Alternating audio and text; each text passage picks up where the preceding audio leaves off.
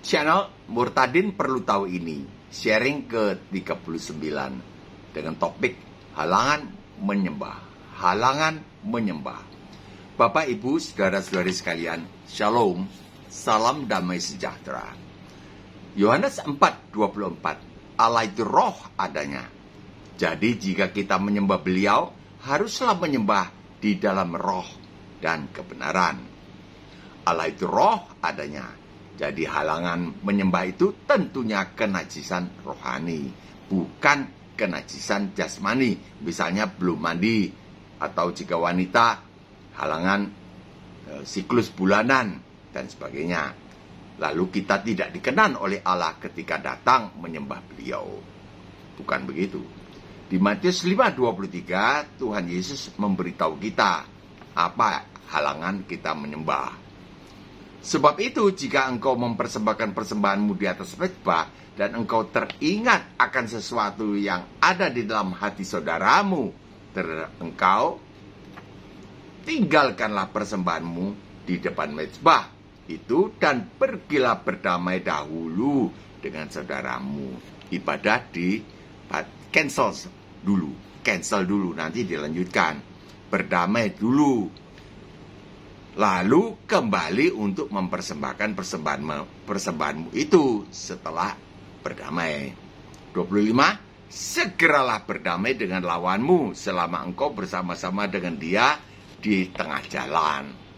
Supaya lawanmu itu jangan menyerahkan engkau kepada hakim, dan hakim menyerahkan kepada pembantu-pembantunya, dan pembantunya itu melemparkan engkau ke dalam penjara.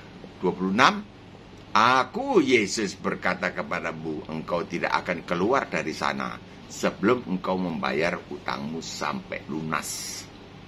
Jadi, sebab telah marah dan berkata-kata kasar yang sama dengan membunuh, saat engkau menyembah atau memuji Allah, maksudnya adalah saat kita mau beribadah dan kita teringat ada seorang saudara sakit hati kepada kita harus berdamai dahulu dengan saudara itu, menyatakan menyesal, minta maaf, dan berjanji bertobat. Lukas 17 ayat 4. Inilah yang menjadi halangan rohani saat kita mau beribadah, memuji dan menyembah Allah, baik di rumah maupun di gereja.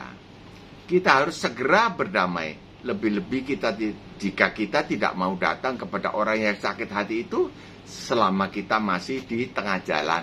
Di jalan apa? Di jalan di dunia ini. Selama kita masih hidup, jangan kita tunda atau tidak kerjakan. Sebab kita berstatus pembunuh. Matius 5:22. Kita akan dilemparkan ke penjara.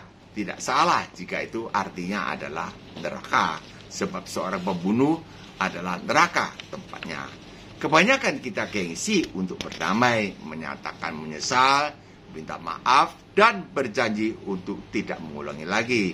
Padahal sakit hatinya seseorang itu, selain menjadi halangan menyembah, juga membawa dampak yang sangat serius. Kita dilemparkan ke dalam neraka, sebab kita berstatus pembunuh. Matius 5:22. Jika kita kesulitan menyatakan secara verbal, kita pakai HP. Jika kita kesulitan pakai HP karena di pihak sana tidak ada sinyal, maka kita pakai surat secara tertulis. Sekian bahasan dari Mbah mohon pamit undur diri. Ya, kiranya segala berkat turunlah bagi para penonton video ini beserta dengan keluarganya, berkat rohani dan jasmani, serta ekonomi berkecukupan di dalam nama Tuhan Yesus Kristus. Amin. Jika berkenan berlangganan, tekanlah subscribe. Jika suka, tekanlah like atau jempol yang ke atas. Jika ingin menolong keluarga atau teman-teman, silahkan bagikan video ini kepada mereka.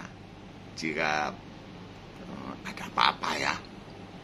ada apa-apa yang mau disampaikan, tulislah komentar, baik yang koreksi Mbah atau yang apresiasi Mbah. Sampai di sini dulu, sampai jumpa besok. Insya Allah 5 menit sampai 6 menit saja. Shalom.